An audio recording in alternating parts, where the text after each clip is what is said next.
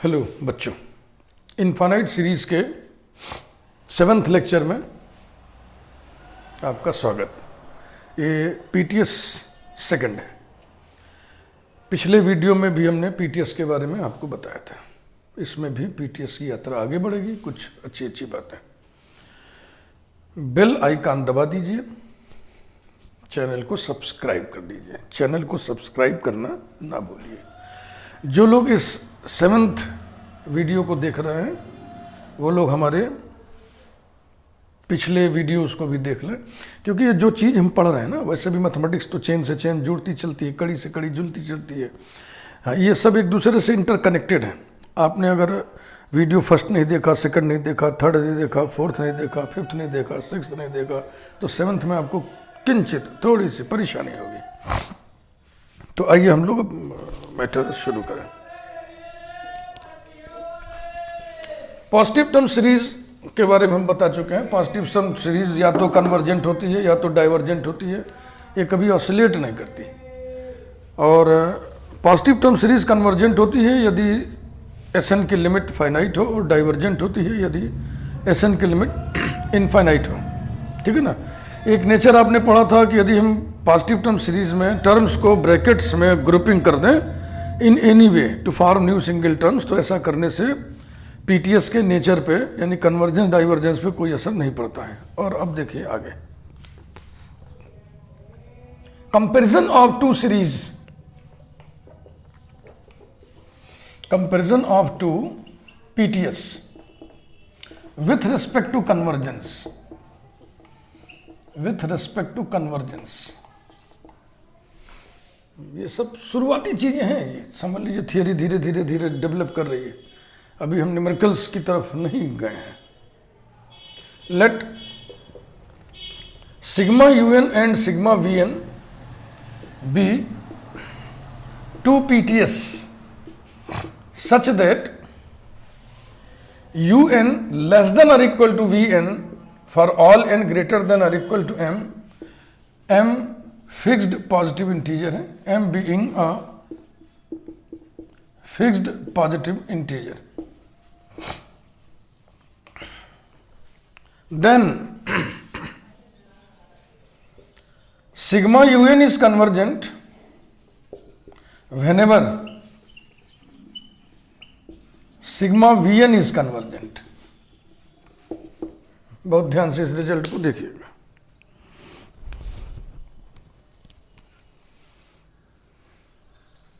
ये इनइक्वलिटी है भाई, ये इनइक्वलिटी है। Sigma un less than or equal to un less than or equal to vn. Sigma vn के कन्वर्जेंट होने से सिग्मा यूएन कन्वर्जेंट होगी। सिग्मा वीएन के डाइवर्जेंट होने से क्या होगा पता नहीं, कंफ्यूजन। तो अपने मन से बहुत दिमाग नहीं बढ़ाइएगा। अब इसका प्रूफ देखिए। प्रूफ देखना जरूरी है, उसमें आप बहुत चीजें सीखेंगे। प्रूफ जहां बहुत जरूरी है, जहां मुझे लगेगा कि नहीं इसमें थियरी डेवलपमेंट की चीजें हैं, वहीं मैं प्रूफ पढ़ाऊंगा, नहीं तो मैं छोड़ दूंगा, बुक से आप पढ़ेंगे। देखिए यू वाली सीरीज है u1, u2, u3 so on um-1, um+1 so on. V वाली सीरीज है v1, v2, v3 so on vm-1, vm, vm+1 so on. Inequality जो दी गई है वो लिखा हुआ है un less than or equal to vn उन सभी n के लिए जो m के बराबर अथवा m से बड़े हों। यानी ये इनइक्वलिटी होल्ड कर रही है किसके लिए? n इक्वल टू m के लिए। n ग्रेटर देन m सब पॉजिटिव इंटीजर्स है ना, तो n इक्वल टू m+1 के लिए, n इक्वल टू m+2 के लिए, and so on so on. यानी जो इनइक्वलिटी है वो यहां से होल्ड कर रही है, यहां से।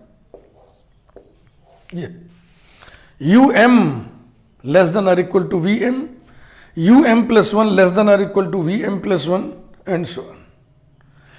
u वाली सीरीज के ये जो शुरू के m-1 टर्म है, m-1 टर्म्स, ये बेकार है।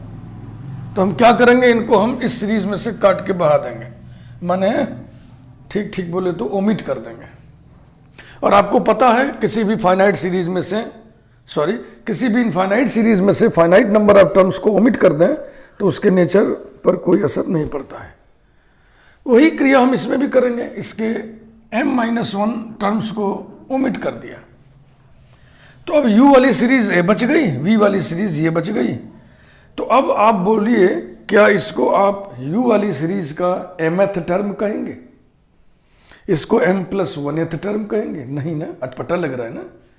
तो अब हम इसको क्या कहेंगे? अब इसको हम कहेंगे पहला टर्म। पहला तो वही है जो बच गया पहला, और ये जो है दूसरा है, ऐसे ही समान। उसी प्रकार से इसमें इसको हम बोलेंगे v1, इसको हम बोलेंगे v2। और अब हम ये कह सकते हैं कि जो इनइक्वलिटी दी गई है वो ये है, un less than or equal to vn for all n belonging to n। लिख दो, चाहे लिख दो for all n greater than or equal to 1, for all n greater than or equal to 1। तो इस चीज को इसमें देखो कैसे कन्वर्ट किया गया, यही समझने समझाने की चीज थी इसमें, इसीलिए हम प्रूफ पढ़ा रहे हैं। तो समझ लिए ना। अब u वाली सीरीज और v वाली सीरीज में से शुरू के m-1 टर्म्स को हमने ओमिट कर दिया, और हम जानते हैं कि ऐसा करने से नेचर पे कोई असर नहीं पड़ेगा, इसलिए हमने ऐसा किया। और अब देखें this is given inequality. Now n equal to 1, n equal to 2 ऐसे रखते चलिए, u1 less than or equal to v1, u2 less than or equal to v2 and so on. यही तो भाई, these imply that u1 plus u2 plus so on plus un less than or equal to v1 plus v2 plus so on plus vn, अर्थात Sn less than or equal to S dash n. Sn is nth partial sum of U series, S dash n is nth partial sum of V series. तो ये convert कर लिया हमने Sn पे ना, क्योंकि अभी तक हम लोग जो भी जानते हैं Sn के रूप में ही जानते हैं। अब आप लिमिट ले लीजिए, implies that limit n tends to infinity Sn less than or equal to limit n tends to infinity S dash n number 1। अब आपको सोचना है, प्रूव ये करना है कि यदि सिग्मा वीएन कन्वर्जेंट है तो सिग्मा यूएन भी कन्वर्जेंट होगी, यही प्रूव करना है। तो अगर सिग्मा वीएन कन्वर्जेंट है तो ये क्या होगा? ये फाइनाइट होगा, और ये जो कि इस फाइनाइट नंबर के बराबर अथवा उससे कम है तो फाइनाइट ही तो होगा। फाइनाइट नंबर के बराबर जो होगा फाइनाइट होगा, फाइनाइट नंबर से कम जो होगा वो फाइनाइट होगा, इन्फिनिटी थोड़ी हो जाएगा। तो ये भी फाइनाइट हो गया। अगर ये फाइनाइट हो गया तो इसका मतलब क्या हुआ? U वाली सीरीज भी कन्वर्जेंट हो गई, यही प्रूव करना था। इसके बाद हम इसको मिटाना नहीं चाह रहे, इसी से अपना काम चला लेंगे। सेकंड वाला ये जरा सा इधर बचे हुए जगह में लिख दें। Comparison of two series, comparison of two series two PTS लिख दीजिए, positive term series with respect to divergence, with respect to divergence. तो वही स्टेटमेंट है, वही सब कुछ रहेगा, इसलिए बहुत नहीं लिख रहे हैं, शॉर्ट में काम चला रहे हैं। केवल ये इनइक्वलिटी बदल जाएगी। इसमें दिया है un greater than or equal to vn for all n greater than or equal to m where m is fixed positive integer.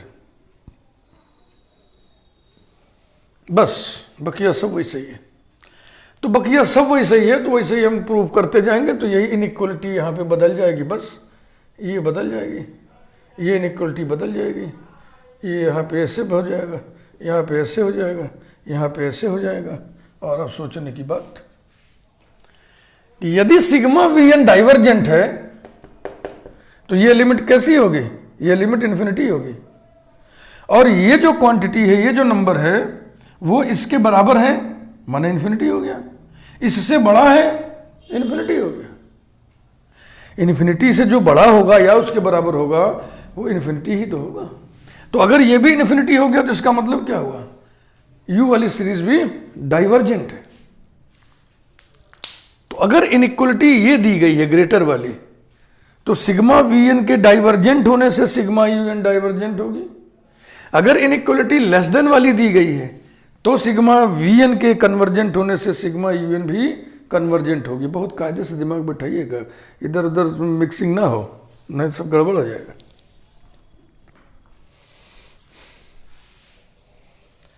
ये ग्रेटर देन वाला सेकंड केस है, ये वाला कि सिग्मा वी एन के डाइवर्जेंट होने से सिग्मा यू एन डाइवर्जेंट होगी। कुछ लोग दिमाग में उठ रहा होगा ना कि सर अगर सिग्मा वी एन कन्वर्जेंट हो तो इसका क्या नेचर होगा। आओ सोच ले, अगर सिग्मा वी एन कन्वर्जेंट है तो ये लिमिट फाइनाइट होगी, ये लिमिट फाइनाइट होगी। अब इधर वाली जो संख्या है, लिमिट है, वो इसके बराबर है फाइनाइट कन्वर्जेंट, लेकिन उससे बड़ा भी है। तो फाइनाइट नंबर से बड़ा अगर कोई है तो क्या वो गारंटेड फाइनाइट ही होगा? इन्फिनिटी नहीं हो सकता है। हो सकता है ना, फाइनाइट भी हो सकता है, इनफाइनाइट भी हो सकता है, कन्वर्जेंट भी हो सकता है, डाइवर्जेंट भी हो सकता है। तो कंफ्यूजन हो गया ना, हम क्लियर कट नहीं बता सकते। ऐसे उसमें है लेसर वाले में भी U N less than or equal to V N, N greater than or equal to M जो दिया था कि सिग्मा वी एन के कन्वर्जेंट होने से सिग्मा यू एन कन्वर्जेंट होगी। तो उसमें ये लेस हो गया था ना, उसमें ही लेस हो गया था। इसको समझ लीजिए कि अगर सिग्मा वी एन डाइवर्जेंट है तो स्थिति क्या होगी। अगर सिग्मा वी एन डाइवर्जेंट है तो ये क्या होगा? इन्फिनिटी। और जो इन्फिनिटी से छोटा है, जो इन्फिनिटी से छोटा है, क्या वो गारंटेड फाइनाइट ही होगा? इन्फिनिटी से छोटा इन्फिनिटी नहीं होता है, होता है। इसलिए डाइवर्जेंट के केस में यहां कंफ्यूजन है। सोच रहे हैं कि आपकी इन्फिनिटी छोटा इन्फिनिटी कैसे होगा? मैं सोचवा दे रहा हूं। N set of all natural numbers 1 2 so on, इसमें कितने एलिमेंट्स हैं? Number of elements in N equal to infinity. Set of all integers Z so on -2 -1 0 1 2 so on, इसमें कितने एलिमेंट हैं? इन्फिनिटी। ठीक कर रहा हूं ना? ये सारे के सारे एलिमेंट इसमें है। देखो इसमें कुल कितने एलिमेंट्स हैं? Infinite number of elements. इसमें कुल कितने एलिमेंट्स हैं? इनफाइनाइट नंबर एलिमेंट्स हैं। तो ये वाला इन्फिनिटी छोटा हुआ कि नहीं? तो इन्फिनिटी से छोटा इन्फिनिटी हो सकता है, और इन्फिनिटी से बड़ा तो इन्फिनिटी होगा ही होगा। तो जो डेफिनेटनेस जिसमें है वही रिजल्ट आपको बताया गया है, जिसमें डेफिनेटनेस है। लेस वाली इनइक्वलिटी में सिग्मा वी एन के कन्वर्जेंट होने से सिग्मा यू एन भी कन्वर्जेंट। ग्रेटर वाली इनइक्वलिटी में सिग्मा वी एन के डाइवर्जेंट होने से सिग्मा यू एन भी डाइवर्जेंट। अब हम लोग पढ़ेंगे comparison of ratios of 2 PTS with respect to convergence. ये सब बड़े इंपॉर्टेंट रिजल्ट्स हैं। ये थियरी डेवलप हो रही है ना धीरे धीरे।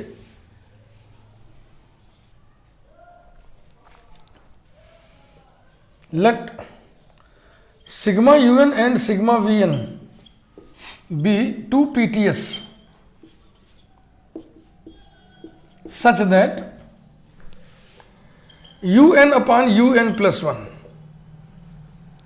और vn upon vn plus 1, ये nवां पद बटे n plus 1वां पद है ना, एक रेशियो है, अनुपात है। इसको हम रेशियो के नाम से प्यार से पुकारा करेंगे। हालांकि रेशियो तो दिस अपान दिस भी होगा, लेकिन हम इसी को पुकारा करेंगे। ग्रेटर देन, इक्वलिटी न लगाइएगा, अर्थात उल्टा करके लिख रहे हैं un plus 1 upon un less then vn plus 1 upon vn for all n greater than or equal to m, m being fixed positive integer,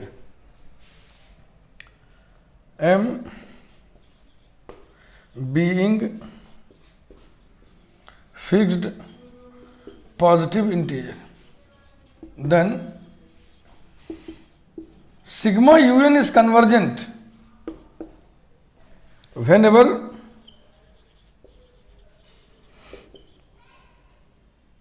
sigma vn is convergent। ये result आपको याद रखना होगा। प्रूफ देखो बिल्कुल वही सही है। जो भी इनइक्वलिटी दी गई है चाहे ये समझ लो चाहे समझ लो, दोनों एक ही है। वो कहाँ से लागू है? mth टर्म से। तो अब की बार वही फिर करेंगे। शुरू के जो m-1 टर्म्स हैं u वाली सीरीज के, उसको ओमिट कर देंगे। v वाली सीरीज के जो शुरू के m-1 टर्म्स हैं उसको ओमिट कर देंगे। और ओमिट करने से दोनों सीरीज की नेचर पे कोई असर नहीं पड़ेगा, ये आप जानते हैं। तो फिर ऐसी स्थिति में मिटा रहे भाई, ये जो ओमिशन का जो कार्यक्रम है उसको समाप्त, उसको पूरा करने के बाद अब आपके सामने ये स्थिति आएगी। अब हम इसको लिख सकते हैं ऐसे, for all n greater than or equal to 1 this one. Now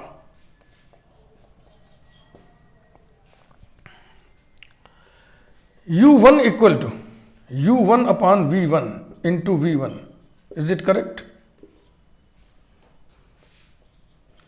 u2 equal to u1 into u2 upon u1, is it correct? This cancels out, u2 बचेगा। अब इसका इस्तेमाल करिए अब आप इसका इस्तेमाल करिए। ध्यान से रखना, इसमें जो इंडेक्स 1 का अंतर है, जो यहां लिखा है उससे एक ज्यादा यहां लिखा है ना इसी बात। तो हम क्या लिख दें इसको?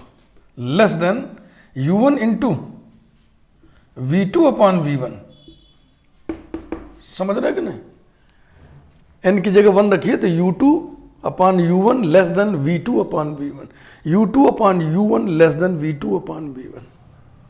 और इसको यूं सेट कर दो, u1 upon v1 into v2, ये रहा। Next u3 equal to u1 into u3 upon u1, चलेगा ना? फिर वही ये इंडेक्स की सेटिंग हम करेंगे कि ऊपर नीचे के जो इंडेक्स है उनमें अंतर एक ही का है, लेकिन यहाँ पे अंतर 2 का है ना, जिसको देखो सेट कर रहे हैं। Equals to u1 into u3 upon u2 into u2 upon u1, या हो गया। ये कैंसिल हो जाएगा, फिर उतना ही आ जाएगा। और इंडेक्स की सेटिंग हो गई, ऊपर नीचे में एक एक का अंतर है। अब इसका इस्तेमाल करिए, अब इसका इस्तेमाल करिए तो हो जाएगा less than u1 into v3 upon v2 into v2 upon v1, ये कैंसिल हो जाएगा, ये आ जाएगा u1 into v3 upon v1। और इसको हम अब ऐसे सेट कर दें, u1 upon v1 into v3। तो ये 3 स्टेप के काम को अगर आप बढ़िया से समझ लिए हैं तो बस अब इसको जनरलाइज कर देना है।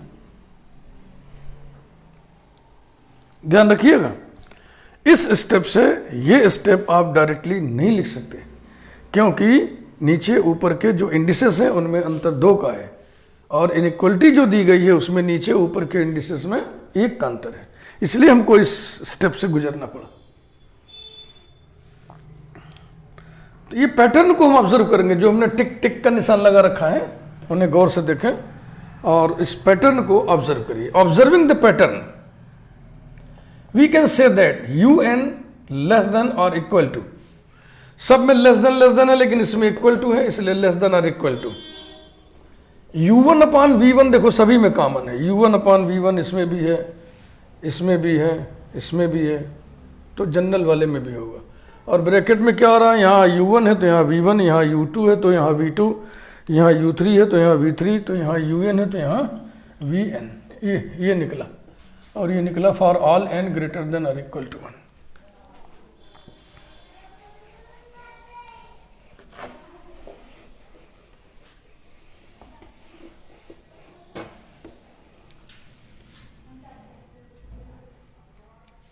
Numbering 2, let sigma vn be convergent, then sigma u1 upon v1 into vn is also convergent.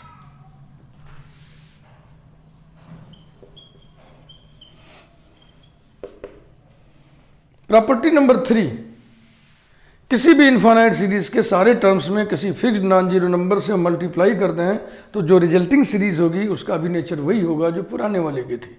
तो देखो ये सीरीज क्या है, ये सीरीज है सिग्मा वी एन सीरीज में fixed non zero number u1/v1 से मल्टीप्लाई किया गया है। तो अब याद करिए अभी अभी जो हम पहले आर्टिकल पढ़े थे, मान लीजिए इसको ऐसे लिख दें हम un less than or equal to wn for all n greater than or equal to 1। इस पूरे को हमने wn लिख दिया। तो अभी जो हम पढ़े थे ना comparison of two series with respect to convergence, वही सिचुएशन तो आ गई कि यदि सिग्मा wn कन्वर्जेंट है तो सिग्मा un भी कन्वर्जेंट होगा। तो सिग्मा wn को कन्वर्जेंट आप कह रहे हो कि नहीं कह रहे हो? तो इसलिए सिग्मा un को भी कन्वर्जेंट को 10 by virtue of 2, 10 by virtue of 2 sigma un is convergent. मैं बराबर आपको बोलता हूं कि रिजल्ट सारे याद रखिए। स्टूडेंट के साथ प्रॉब्लम क्या होती है, जैसे कि वो ये पढ़ रहा है तो इसके प्रीवियस में जो सारे रिजल्ट है उससे वो डिस्कनेक्टेड रहता है और इसलिए बात उसको समझ में दिक्कत से आती है। इसलिए सारे रिजल्ट्स दिमाग में रखिए आप।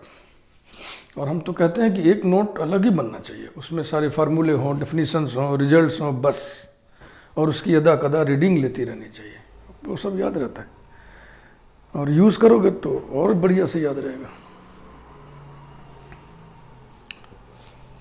Next,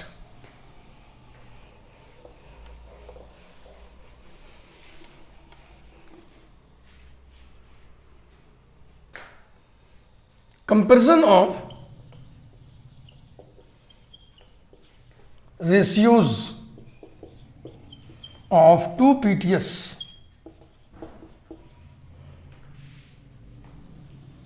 with respect to divergence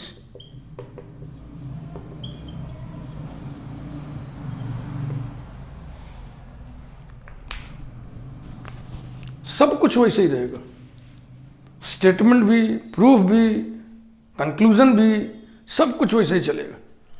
बस जहां उसमें लेस था ग्रेटर ग्रेटर ग्रेटर हो जाएगा।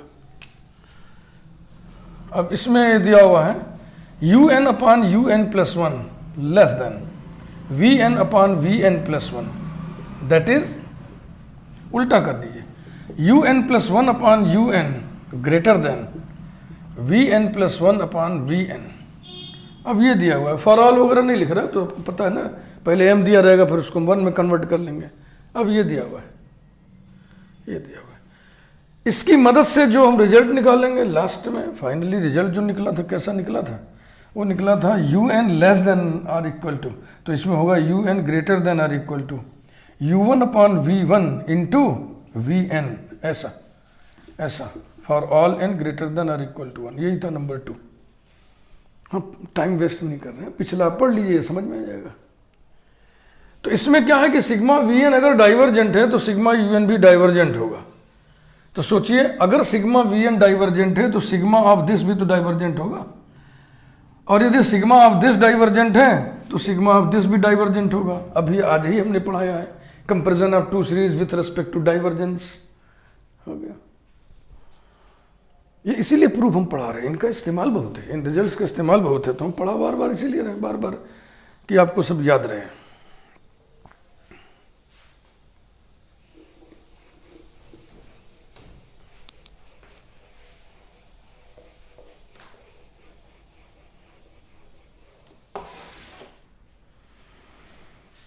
पुनः एक बार मैं बोल दे रहा हूँ, आप चैनल को सब्सक्राइब जरूर करिए, बेल आइकन दबा दीजिए, और जो लोग आज इस वीडियो को देख रहे हैं वो हमारे शुरू के 6 वीडियोज़ और देख लें। आज ये 7वां वीडियो है। पहला वीडियो था फाउंडेशन 1, दूसरा वीडियो था फाउंडेशन 2, तीसरा वीडियो है फाउंडेशन 3। उसके बाद फिर चौथा वीडियो है बेसिक्स 1, 5वां वीडियो है बेसिक्स 2। तो 3, 2, 5 वीडियो तो ये हो गए। उसके बाद फिर स्टार्ट है पीटीएस का, 6ठा वीडियो है पीटीएस 1, ये 7वां वीडियो है पीटीएस 2, और कल हम फिर पढ़ाएंगे पीटीएस 3, 8वां वीडियो। नेक्स्ट वीडियो, कल से मतलब नेक्स्ट वीडियो, ये सब आप सुन लीजिए, खूब ध्यान से सुन लीजिए, तो कुछ नोट आउट करना हो नोट कर लीजिए। प्रूफ हम प्रायः जो है समझ लीजिए, हमारी जो स्ट्रेटजी है, हमारा मकसद है आपको कॉन्सेप्ट क्लियर करना, बिल्कुल रेसा रेसा एकदम क्लियर कर देना, विषय का ज्ञान देना, सब्जेक्ट समझाना। हमारा मकसद ये नहीं कि हम जितने क्वेश्चंस बुक में दिए उसको सॉल्व करा दें।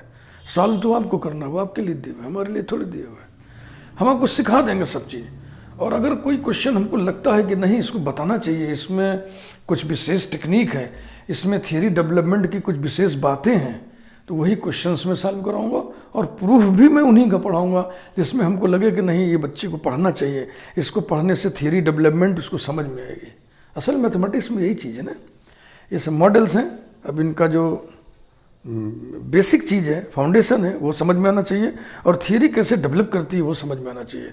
तभी समझिए सब्जेक्ट का नॉलेज हो गया आपको। और जब सब्जेक्ट का नॉलेज हो गया और ईश्वर ने खोपड़िया में कुछ दम दिलासा दिया है, सिंसियरिटी भी आपको दी है ना, तो आप सब कर ले जाएंगे। Okay, thank you.